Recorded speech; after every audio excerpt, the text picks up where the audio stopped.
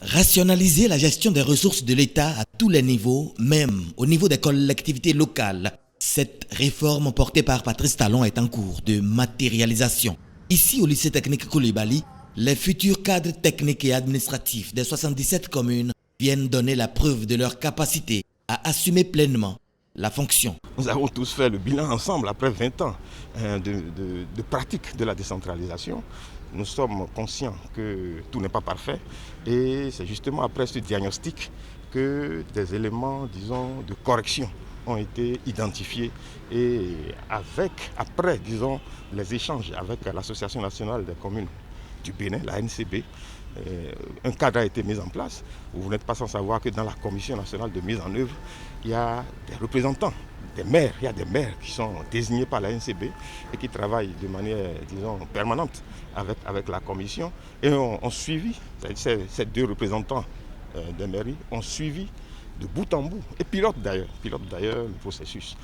Donc nous sommes en droit de savoir qu'il y aura une bonne collaboration entre ces compétences que nous allons sélectionner qui vont se mettre au service, disons, des élus afin que la gestion sur tous les plans dans nos collectivités décentralisées soit dorénavant parfaite. Tests psychotechniques, épreuves écrites et entretiens individuels, voilà l'essentiel des épreuves prévues. Ce n'est pas le gouvernement qui sélectionne les candidats.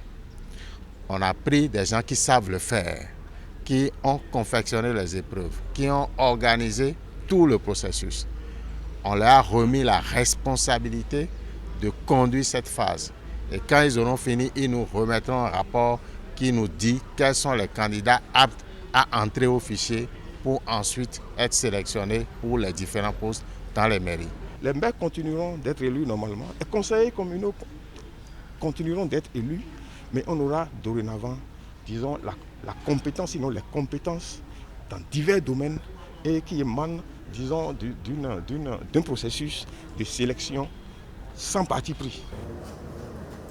3 candidats éliminés à tort ont reçu écho favorable à leur doléance, ce qui porte désormais le nombre à 1005 candidats. Les compositions prennent fin le 23 février prochain.